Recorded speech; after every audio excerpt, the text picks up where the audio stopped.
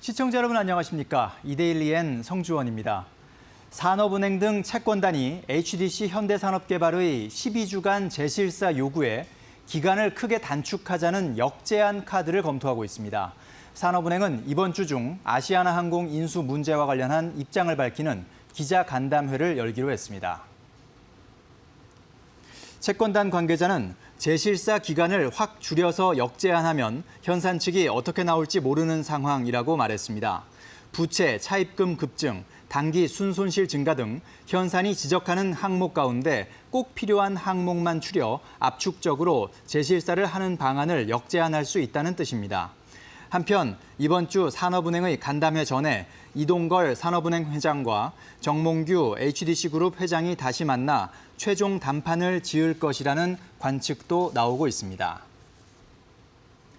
코스닥과 나스닥으로 대변되는 성장주가 과거 어느 때보다 강세를 보이는 등 성장주의 강세가 과도해지고 있고 미중 정치 마찰 등 위기인식을 가속할 이벤트도 산재하다는 점에서 현재 주식시장의 건전성이 훼손되고 있다는 평가가 나왔습니다.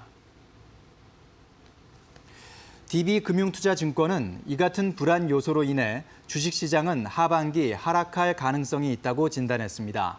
이에 방어주의 비중을 조금씩 끌어올리며 포트폴리오 안정성을 확보하고 이후 본격적으로 위험 관리에 역점을 둬야 한다고 조언했습니다.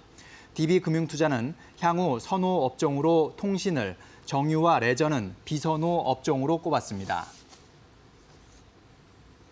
7월 수출이 428억 3천만 달러로 전년 동월 대비 7% 감소했습니다.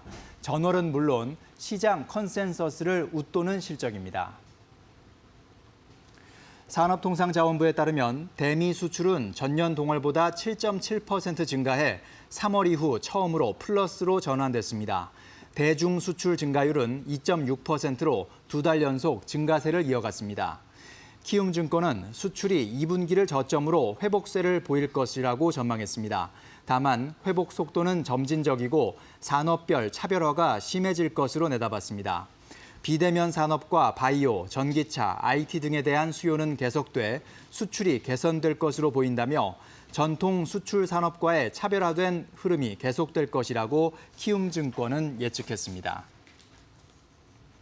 홍콩 국가보안법 시행으로 미중 갈등이 격화되면서 홍콩에 진출해 있는 우리 기업들이 매출 감소 등의 피해를 우려하고 있는 것으로 나타났습니다. 전국경제인연합회가 홍콩에 있는 한국 기업 93개사 중 34개사를 대상으로 조사한 결과 응답 기업의 56%는 홍콩 국가보안법과 미국의 홍콩 특별지위 박탈이 사업에 부정적인 영향을 미칠 것으로 우려했습니다. 미중 갈등의 격화로 올해 하반기 매출은 작년보다 평균 12%가량 감소할 것으로 예상했습니다. 일부 글로벌 기업의 탈홍콩 움직임도 감지되고 있습니다. 조사에 응답한 홍콩 진출 한국 기업의 글로벌 거래처 중에서 이미 홍콩에서 철수했거나 철수 예정인 기업은 약 21%인 것으로 나타났습니다.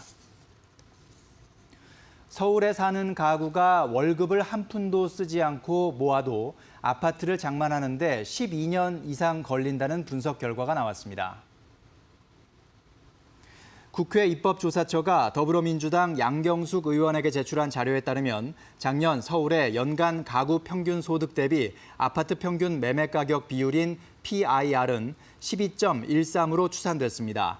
서울 시민이 월급을 지출하지 않고 계속 모아 아파트를 살 수 있는 시간이 12.13년 걸린다는 뜻입니다.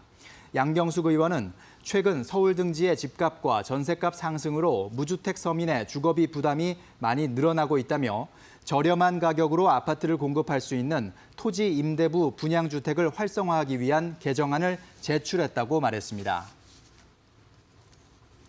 서울에서 아파트 전세 계약이 9년 만에 최소를 기록하는 등 수도권에서 주택 임대 시장이 위축되고 있는 것으로 나타났습니다. 서울시의 서울부동산정보광장에 따르면 지난달 서울에서 성사된 아파트 전세 계약은 6,304건입니다. 서울시가 관련 통계를 제공하기 시작한 2011년 이후 처음으로 6,000건대로 떨어졌습니다. 반면 매매 시장은 뜨거웠습니다. 치솟는 집값에 불안감을 느낀 수요자들이 가세하면서 6월 서울의 아파트 매매량은 15,589건으로 역대 세 번째로 많았습니다. 지금까지 이데일리엔 성주원이었습니다. 이어서 간추린 소식 전해드립니다.